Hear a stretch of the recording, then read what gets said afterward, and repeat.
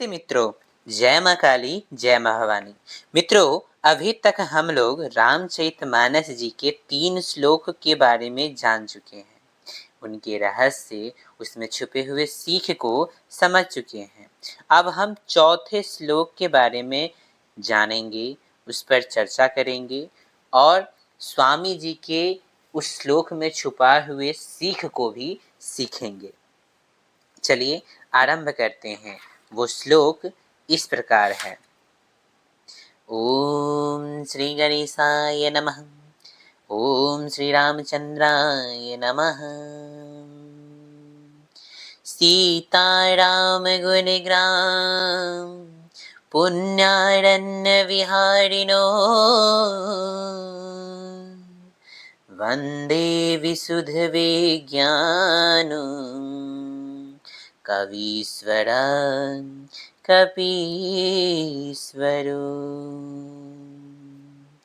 मैं सीताराम जी के गुण ग्राम रूपी पुण्य वन में विहार करने वाले विशुद्ध विज्ञानी श्री वाल्मीकि जी और श्री हनुमान जी दोनों को प्रणाम करता हूँ। मित्रों, इस श्लोक में स्वामी जी कवीश्वर कहकर वाल्मीकि जी की वंदना करते हैं और कपीश्वर कह के भक्त शिरोमणि हनुमान जी की वंदना करते हैं। अब प्रश्न उठता है कि स्वामी जी इनकी वंदना क्यों कर रहे हैं, इनसे क्या मांगना चाहते हैं। मित्रों, जब स्वामी जी ने अपने गुरु से कहा कि मैं रामचरित लिखना चाहता हूँ, तब गुरु महाराज बहुत प्रसन्न हुए और तुलसीदास जी को बहुत प्रेम किए। इतना प्रेम जितना एक माँ अपने पुत्र को करती है। प्रेम करने के बाद स्वामी जी के गुरुदेव नरहरानंद जी स्वामी जी से पूछते हैं, पुत्र तुलसी, तेरी इच्छा तो बहुत अच्छा है, पर ये तू करेगा कैसे। तुलसीदास जी बोलते हैं, प्रभु, दास पर जब ज्ञान और कवित्व की देवी वाणी, बुद्धिदाता विनायक, श्रद्धा और विश्वास के रूप भवानी शंकर और इन सब का प्रयोग कैसे, गुण का प्रयोग कैसे करना है, ये बताने वाले आप, लक्ष्य पे अडिग रखने वाले आप, मुझे कभी भी अपने लक्ष्य से न हटने देने वाले आप के होते हुए मेरा ये कार्य कैसे सिद्ध नहीं होगा। स्वामी जी के गुरु महाराज बोलते हैं, पुत्र देख, ये बात तो सच है कि मैं तुझे कभी भी तेरे लक्ष्य से तुझे हटने नहीं दूंगा। जो कार्य तू करना चाहता है, उस कार्य को करने में मैं तेरी वो हर असंभव से असंभव सहायता करूंगा जो मैं कर सकता हूँ।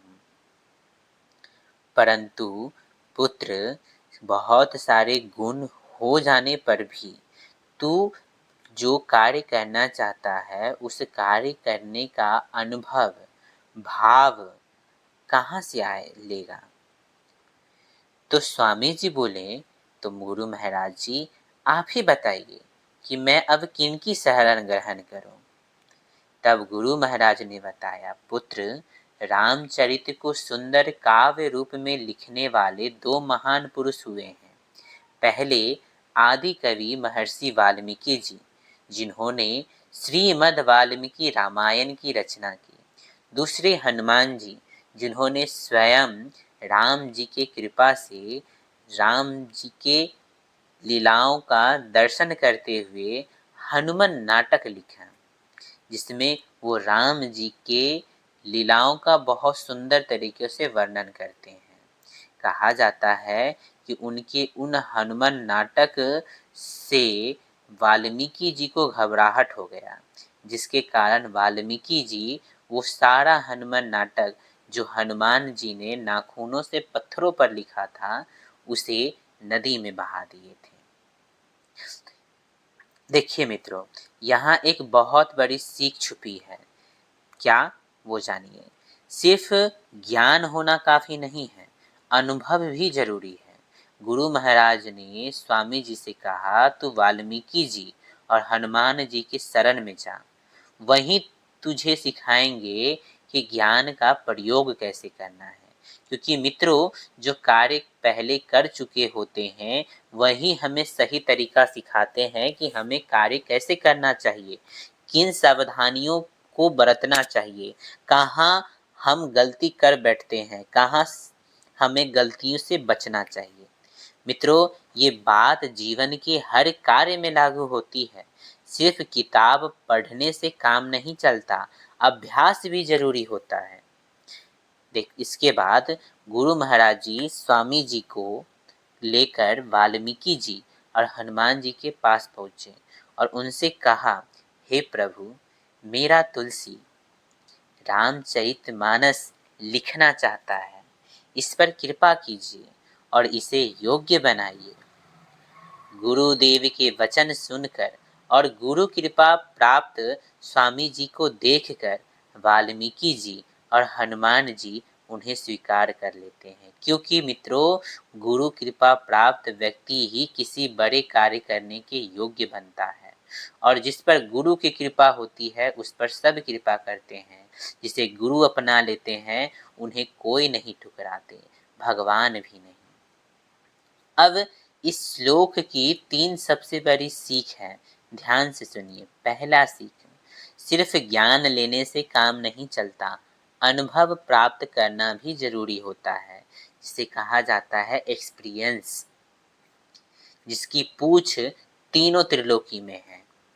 दूसरी सीख है, बिना गुरु के इस संसार में कोई बड़ा कार्य सफल नहीं होता, इसलिए हर व्यक्ति को एक सच्चे गुरु का आश्रय लेना चाहिए।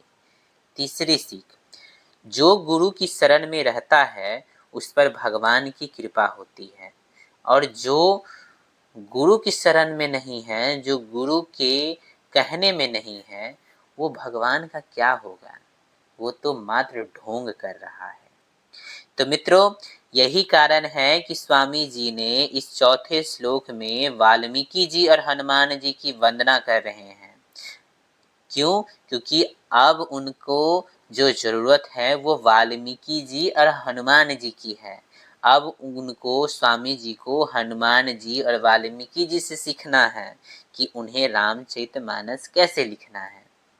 अगर ये बात आप समझ गए हैं तो चौथे श्लोक के रहस्य को आप समझ चुके हैं। इसमें और भी बहुत सारे रहस्य हैं जो मैं अगले वीडियो में आपको बताऊंगा। ठीक है, अगर आप लोग को ये पसंद आ रहा है तो कृपया करके लाइक, कमेंट और शेयर जरूर करें। आपका एक लाइक और एक शेयर बहुत सारे लोगों को एक अच्छी सीख दे सकता है। आपका ये छोटा सा कार्य भी किसी के जीवन में बहुत बदलाव ला सकता है।